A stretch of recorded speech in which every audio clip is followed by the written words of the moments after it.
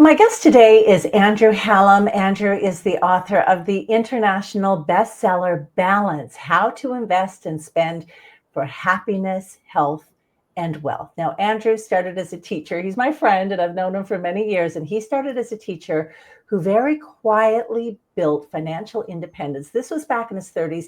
And then he wrote the book Millionaire Teacher, another international bestseller. But what makes him stand out and why he's on this podcast today is his focus on the emotional side of money, the part that spreadsheets really can't measure about what's happening on the inside, our inner journeys and our inner approach to money, saving, spending, security, all of those things that can become really convoluted. So we're going to talk about why so many successful professionals feel unfulfilled, how to know when it's enough. When do you have enough in your bank account? And we're going to talk about balance and not just getting more, but what might be the real goal here, which is having everything balanced out. Andrew, welcome to the podcast. It's so great to have you here. Thank you so much, Lisa. Thank you so much. So great to see you there joining in from Bali, which is very appropriate when we talk about financial independence and all of the things that lead up to it. So first of all, you were known as the Millionaire Teacher. And I'm curious about, when did you realize that being good with money wasn't the same as being happy, that balance should be what it's all about? My answer to this, Lisa, is definitely not going to be what you expect. So for me, okay, first of all, I'm not that smart, but I'm smart enough to know that one day I'm going to die. And I kind of always knew that. So even in my early 20s, I knew that every day, and it's going to sound kind of crazy and morbid, but it's not. It's actually, I view this as really positive. In my early 20s, from that point on, I knew that each day was one day closer to my ultimate demise. And so for me, I just wanted to pack the most I could out of this life, whether it ended up being a short life, I didn't know whether it would be, or a long life, no one's to say. So I just wanted the very best in terms of what I could pack into it. And when money is a part of that, money, the acquisition of, to a degree, some degree of wealth is a part of that package. What I found so interesting, Lisa, was how many people assumed that when I wrote the book Balance, assumed that there was some kind of mind shift, that I realized that the acquisition of money, because Millionaire Teacher and the other book I wrote, which is more specific to expats, Millionaire Expat, it was really about the acquisition of financial independence, becoming financially independent, how to invest your money. And during interviews that I did with people, they would often make assumptions that I really liked money and that I really liked investing. So in little stories that I would tell, they'd sometimes go, wait, but Andrew, that doesn't make sense because that seems like a waste of money. And they imagined that my prime directive was more, but my prime directive was never about more in terms of financial acquisition. It was more about, how could I get the most, or how could I get more out of life? And you know, Andrew, I was looking at your website promoting the new book Balance, and the video is just beautiful, and it shows a sunset, it shows a sunrise and a sunset, and you say every day the sun rises, every day the sun sets, and it's one less day that you have to live. So this is really reflected. And I wonder, if is it okay if I bring up, you had cancer. I knew you when you were struggling, and you were so brave and with that battle against cancer. Did that influence you? Did you have an advantage in perspective that came from that the rest of us maybe don't have? Lisa, that's an awesome question. I love the way that you've actually framed that, because there were people that, even some people I worked with. So the head of this to me when he found out I had cancer. And of course, he told me he was sorry. And then he said, this is a really good time to, often when people get something like this, like a life-threatening illness, that they realize what's really, truly important. And I remember just thinking, but that just didn't compute with me. Like, I always knew that life was short. But the way you framed that question is really, really good. So Lisa, you're gonna have to edit some of this. Can you edit some of this? It's not live. Maybe. It's not live. Okay. Tell me. Phrase the question again, because I kind of forgot it. Yeah, so I'm so not editing that. That's too cool. It's too because everyone's human. The podcast is called Being Human, so Okay, totally here we not go. editing that out. But I did. You when I knew you back in the American school days, you were battling with cancer, and I remember it was serious. Oh, We were scared for you, and I'm now I just know wondering, did that give you an unfair advantage when it comes to perspective on what matters than the rest of us who haven't had to deal with that? This is awesome. I've never had this in an interview before where I start going on a part tangent and then I basically forget like the main part of the question. So, okay, here's why I love your question, the way you framed it.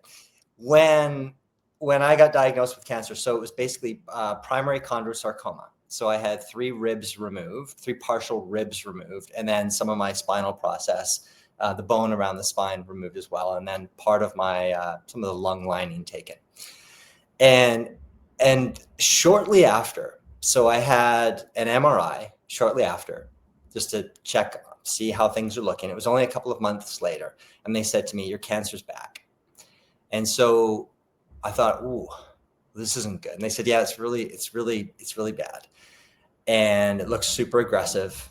And so not sure there's that much we can really do, but let's do a CT scan, see where else it might be." So I remember laying in there and having a CT scan and thinking to myself, you know what? At the time I was 38, and I figured, I've had an awesome life. Like 38, I've never been hungry, like true hunger. I've never experienced true poverty. I wasn't born in a war-torn country. I had parents that loved me. I've been loved. I've loved. I've never even at that point, I'd never even lost a parent. At that point, I hadn't lost anybody close to me. I thought, what a freaking charmed life. And so if it ends at 38, you could say it's so young, but remember the tsunami in 2004 in Southeast Asia and all the people it took out, and the kids, the young people that it took out entire villages. And you just go like, it's not my right to see the age of 70 or 75 or 80 or even at that point 40. It's not my right to do that. Most humans in the history of time would have died off before 40. And so what a life I've had.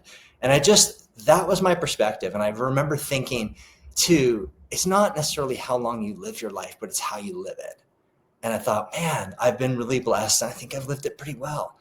So anything beyond that was just a bonus. And I ended up getting that lovely bonus because the doctor was actually wrong. So what they thought was cancer that had come back was simply scar tissue from a result of 2 things. One, the surgery itself, and the second was probably an overly aggressive rehabilitation program that I had sort of done partly to myself. So I had a physiotherapist, but also I was working really, really hard to sort of gain that physical essence back and my health back too. So I probably did a little bit too much there, Lisa. Yeah, so you do have this perspective that I'm hearing so much gratitude and so much balance in the way that you see the world. So what do you hear when you go out and you speak to people? What are the most common themes that you hear back that you think, oh gosh, I'd really love to inject my wisdom and my insight into you? I don't know if I have like a heck of a lot of wisdom or insight. I just know this one thing, like we're all going to die. And to try to look at overall life satisfaction and see like, what does that actually entail? Like, what does it mean? So, when we look at, say, conventional success, when we ask someone, why do you want to be conventionally successful? What does that look like to you? And so then we ask the question, why? Okay, why do you want that? Ultimately, people will come back down, they'll boil it down to, it will make me feel good. It will give me higher life satisfaction. And then I'll say, okay, hang on a minute. Hang on to that. Because that's success. Life satisfaction equals success. No more, no less. So now let's reverse engineer this. Let's take life satisfaction. Let's look at behavioral-based science, and let's look at how we can actually acquire life satisfaction. So it's not just about chasing money, chasing career. It really is about a broader sense of balance. And so I did talk about it in that book, Balance, where I said it's a four-legged table. Life satisfaction, call it success, is a four-legged table. So one leg is a sense of purpose. Another is your health, your relationships, and then the money leg. Yeah. Why do you think so many high-achieving professionals get stuck on the money leg, career, savings, status, but they still feel empty? Yeah, I think it's that they expect this to augment their life satisfaction if they reached a certain goalpost, let's say, but they continue to push the goalpost forward because upon achieving that goalpost, they realize that that didn't fulfill them to the extent that they thought or hoped it would. So they think, if I push the goalpost further, if I get to this point, I'll feel success, I'll feel happiness. And in the book Balance, I referenced a Purdue-based university study that looked at 160 different countries. And it looked at life satisfaction relative to income. And obviously there are people that say, oh, it doesn't matter. That's really naive to suggest that there's no link between life satisfaction and income. Super naive. So life satisfaction increases with income up to a certain point, though, known as the satiation point. And then beyond that, there's a flat line, and then there's an actual decline. And so the fascinating thing about this is that once we reach a certain level of income that is typically, and I did the research looking at the different countries and different regions. So typically once it's about 50% more than the household income in your given country or your given city or your given region. Once you're earning household income about 50% higher than the median, there's a satiation point, there's an actual flat line. Then a bit further beyond that, there's an actual decline. And so theories are that this decline is a result of people who are chasing this perhaps more money, higher paying jobs, which involve higher levels of responsibility, which end up often harming our sleep patterns. So typically when we have higher levels of responsibility, higher stress levels, higher allocation of our time to work, less time with our friendships, less time to actually exercise. And what we know about life satisfaction is that we need to move, we need exercise, we need sleep, we need to spend time with people, we need relationships. So when you just described 95% of the people I know, they're stressed, they don't have time for a lot of the pillars that you've described. Right, exactly. And so that reset is really important, where you start to reevaluate, what do I really want out of the time I have left on this planet? Okay, it sounds amazing. So Andrew, let's reverse engineer it. First of all, what does enough feel like? What does it feel like when you're balanced and when you have enough financially? And you're saying, what does that feel like? What does it look like? Walk us through that. Well, it's got to be so different for everybody, right? I mean, you have somebody like Warren Buffett who, he continued working until this is going to be his last year. And I think he's 93 now. So his last year of working. But his pursuit has not been money itself. The dude just loves what he does. He just loves working. So for him, there's no financial goalpost. Like, I'm going to feel fulfilled when I get to XYZ point. He just loves what he does. I love that he lives in the same house that he bought back in the day for $30,000. Right. Yeah. No, you have a really good memory. I think it was about $36,000 that he paid for this house. It was like in 1956 or something like that. But money was just a byproduct of him doing what he enjoyed doing. It wasn't the goal in itself.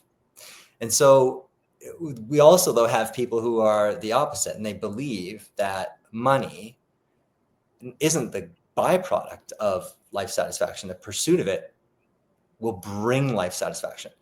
And that's where most people are actually wrong.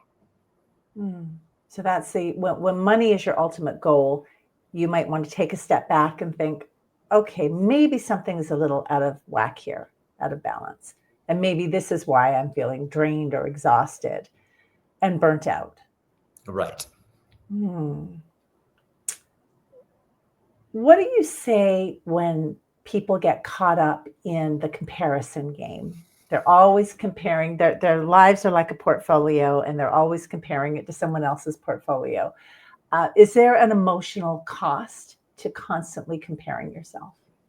Oh yeah, because that's like social media for kids, it's on steroids, right? For kids, it's on steroids. I mean, I'm just reading a book now called The Anxious Generation. And it's all about how, especially during those formative growth years, the teenage years, where because kids are perpetually online comparing themselves, even comparing their own images, which are fake images that they'll put on Instagram, and compare that to the real image of themselves when they look in the mirror. And there's a difference. Even comparing themselves to themselves creates this spiral of misery. It's because you're looking at these highlights. You're looking at the highlights of someone else. You're not even looking at stuff that's real. And so if you are looking at somebody else's financial life, you often make assumptions that that person laughs louder in the shower than you, giggles more, just enjoys more of life because they've got X, Y, Z, or they're driving the specific car, they're living in a specific house. But when we look at behavioral-based research on happiness and life satisfaction, it has nothing to do with that. So we get really blinded, Lisa, by not seeing the complete full picture here.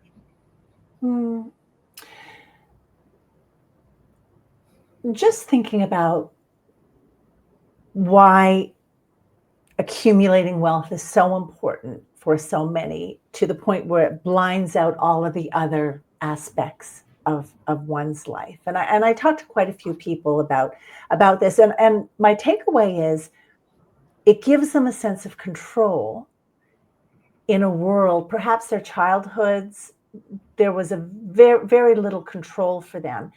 And accumulating wealth gives them a sense of, okay, I'm safe now. I'm going to be safe no matter what. With the sort of balance that you're promoting, can there be a sense of control? Can it provide enough of a sense of control to make people feel safe? I know that's a bit of a convoluted question. Yeah, and it's so hard to say too, because when we look at that, again, we come back to that Purdue-based study on life satisfaction relative to income. And it doesn't mean that there aren't people earning $500 million a year who aren't super happy and have it all together. It doesn't mean that at all.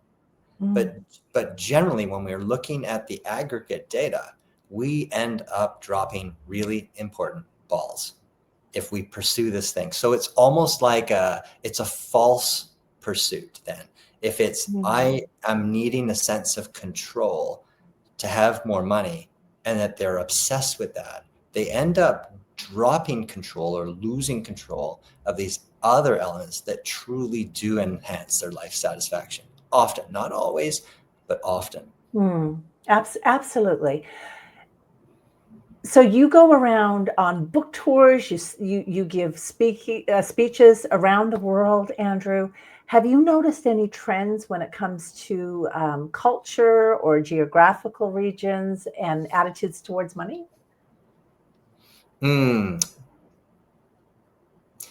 Yes, certainly. So if you're hesitating a little. It's super interesting. So for example, if you look at, I do a lot of speaking in the Middle East, and a lot of people go to the Middle East for the money, for what they deem to be the lifestyle, but it's largely the money. And so you go into a bookstore, for example, my book, Millionaire Expat, is a huge seller in the Middle East.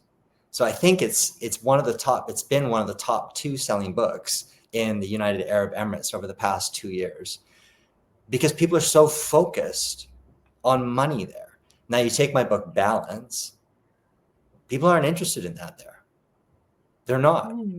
However, if I had my 2 books and I went up to, so right now I'm in Bali, and if I went up to Ubud and I sat at a table and I'm like, I'm here to sign books, and I had copies of Balance and I had copies of Millionaire Expat, and people could get a signed free copy of each and hear me give a talk.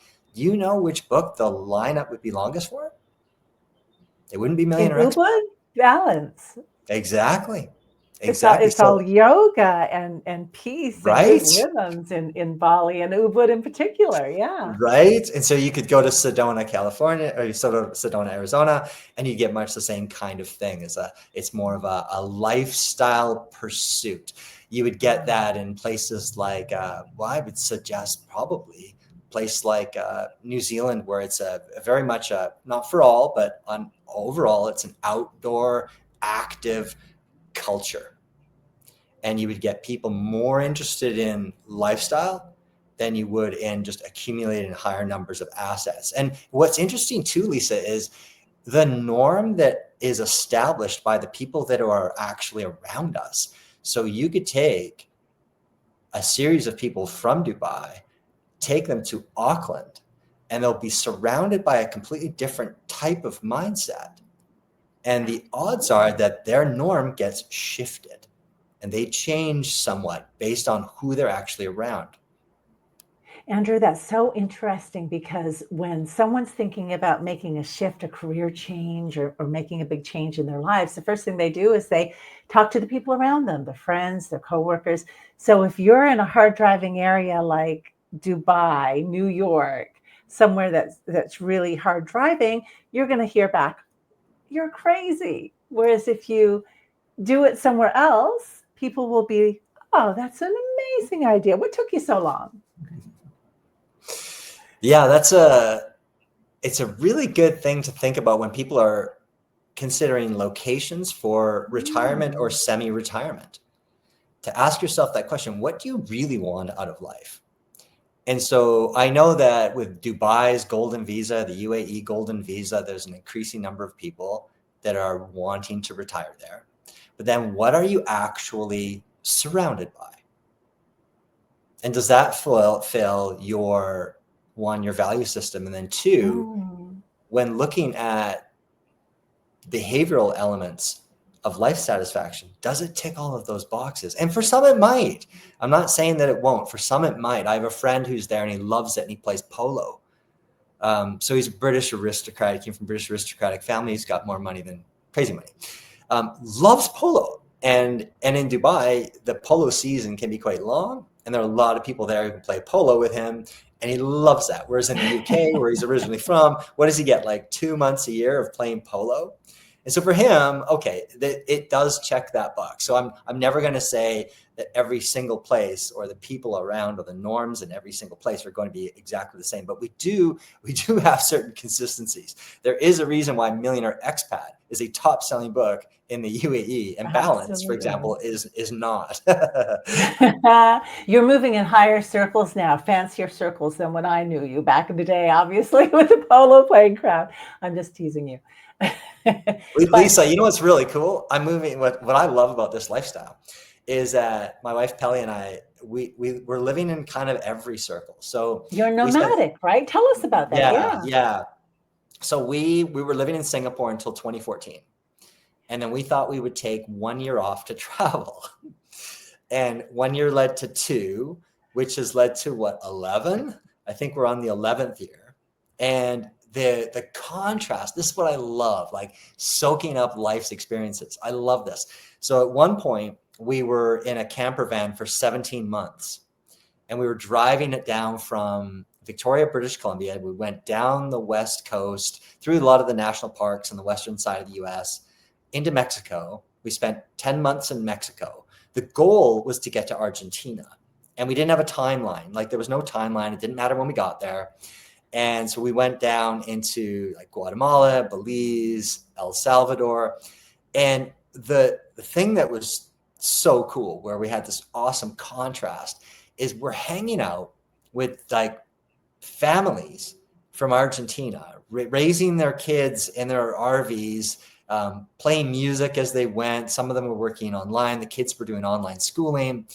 And they just had this free laughter, twinkle in the eye. And a lot of them had also a really cool sense of balance where they weren't just living 100% for the moment. They also had an eye on tomorrow. So I would talk to them, and some of them were like, yeah, we saved some money and we bought another property. We're renting it out. We're getting cash flow from that.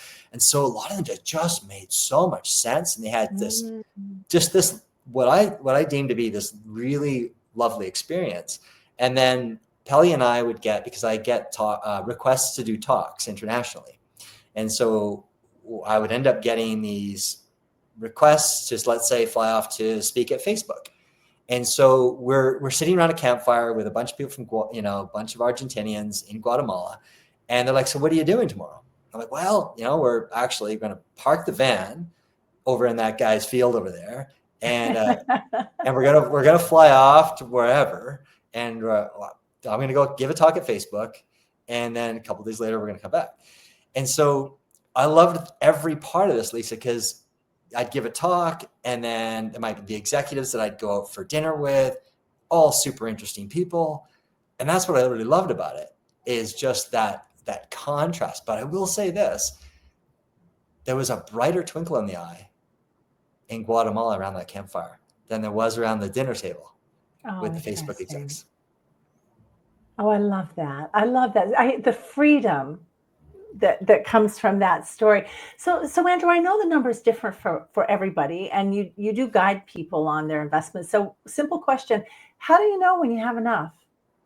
Yeah, that's a great question, because you can figure it out somewhat mathematically by saying, okay, if you were retired today, you could figure out, and I'm assuming that you're talking about like actual retirement. Doing what you do, how do you know you have enough to run off to Guatemala and take an occasional consulting gig or talking gig, speaking gig here and there?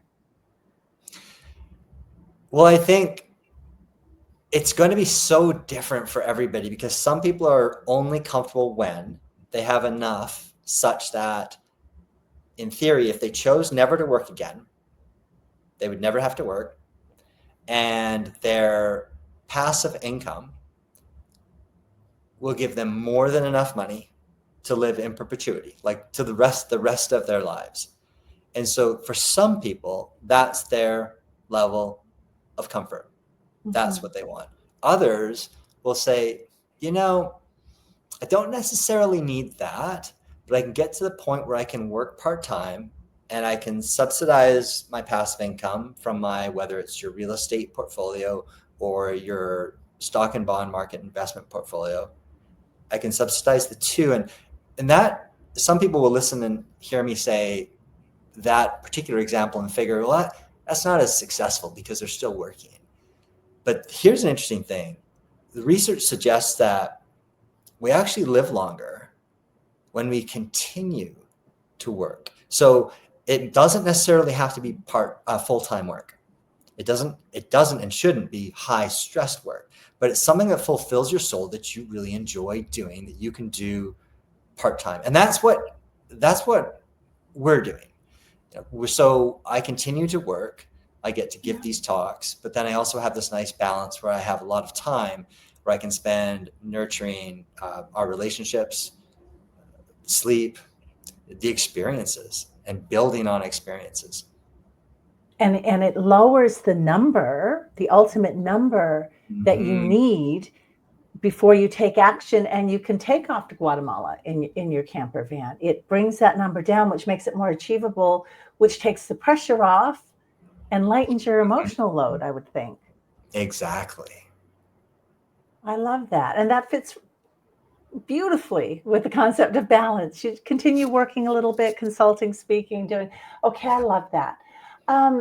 Do you see parallels between physical fitness and financial discipline? Because it takes discipline to get to this point that we're talking about. I'm just wondering, and I know you are an incredibly fit guy. You've always been. Pele as well. It's been a big part of your lives. Do you see parallels between the people who have discipline in that area and then discipline when it comes to saving and investing? I've always wondered that. And I'm super careful about saying what I see in the world, because what I see is only an anecdotal observation of one. Even though I'm one that travels around a lot, that meets a lot of different people, it's still anecdotal observation of one. And so that's why I've got to always be really, really careful of generalizations based on what I've seen.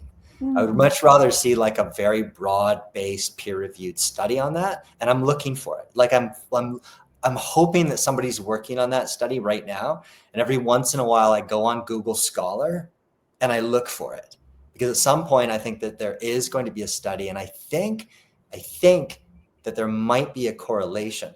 But one of the things that I think will probably come out in such a study is that the capacity for both. So the capacity for both will have a similar trait. And so let me explain this. Like, there's something that you'll have an inherent ability. People will often have some people just have discipline, and some people will have less discipline. And that's an inherent ability. Some of us are argumentative by nature, and some of us just aren't. And we can all learn to be better, for sure. We can all learn to be better. But I think when it comes to actual discipline and that tool set required to be physically fit, I think it's the same kind of tool set required to be financially fit. Now, that tool set could be in the shed back there with cobwebs all over it, right? But it's still there. I think it's still there. So I think that there is an inherent correlation, whether it's actually exercised or not in a productive way. It can be. It really can be. And I always like to get the view from someone's desk or camper van in your case. Because that provides some insights, even if it's not backed up by peer-reviewed studies. So it's interesting to hear you say that, because it does make sense. What about when it comes to couples? Any advice on managing money within couples? Because it is such a friction point in relationships. Yeah, it is. It's to find the common ground with your goals and actually write down those goals and define them really clearly. Because if one part of the couple has a goal and the other doesn't, there's this, it's incongruent, which can only end up leading to stress. And so one also has a different goal than the other. That can be really challenging as well. So finding that common ground, say, let's see what we agree on, and how can we together work on that particular part of that goal. I think it's so important, Lisa, because we know that financial issues is a leading cause of divorce. Absolutely. And so it's so great to have that standardized goal that they work on towards together. Yeah. So you were talking about the legs of the table, the different pillars of balance. What's the hardest one to implement, do you think? Oh, geez, that's such a good question, because it'll depend on where you are. I would say in Singapore, it would be your health. So if you're listening to this and you're living in Singapore, especially if you're a type A personality who is driving their way up a corporate ladder, I would say health would be the most challenging one to incorporate. What if you're in Bali? And then if you're in Bali, it very well could be the financial one. And that's why, you have to have an eye on today and an eye on tomorrow. And, we've all met people who live for the moment. They just live for the day, and they don't worry so much or think so much about tomorrow until it comes and bites them in the rear end. So for so many of us who are still evolving in achieving this balance that you're talking about and you're advocating so beautifully, how do we teach our kids to be financially responsible, but yet balanced, even though we haven't been perfect ourselves in that pursuit? What's your advice? Because you used to be a high school teacher, you know how young minds work. Walk us through this. I think we have to model it and talk about it. And to to that point earlier, show our imperfections, be able to show our imperfections. And you talked about that. Let's make this real. I went on a tangent that I'd forgotten, like, what I was actually going to say. What was that point that Lisa had in that question? It happens to everyone. Yeah. I think it's that. I think it's, so we model good financial behaviors. And so part of that is looking at treating your household like a business and allowing kids to see that money doesn't just grow on trees. And kids will actually model us also more based on our behaviors than on what we actually say.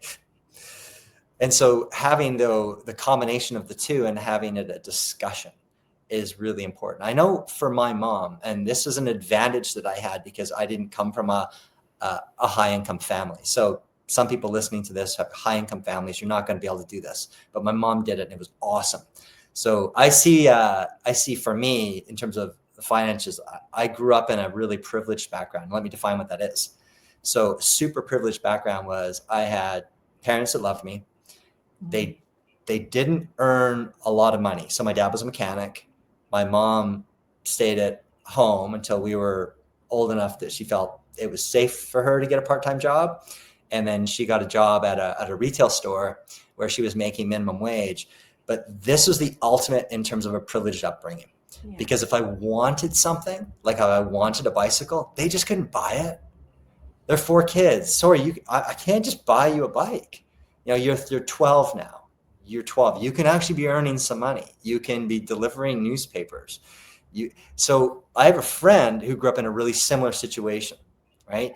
And he said it was the best upbringing he ever had. Now he's a multi-millionaire now. So he sold a business for about $100 million and he's got so much money. But he said to me, what I need to do as a parent now is to somehow, to a point, replicate the childhood that I had, that he had, and that I had. And so the idea being that we talk about money.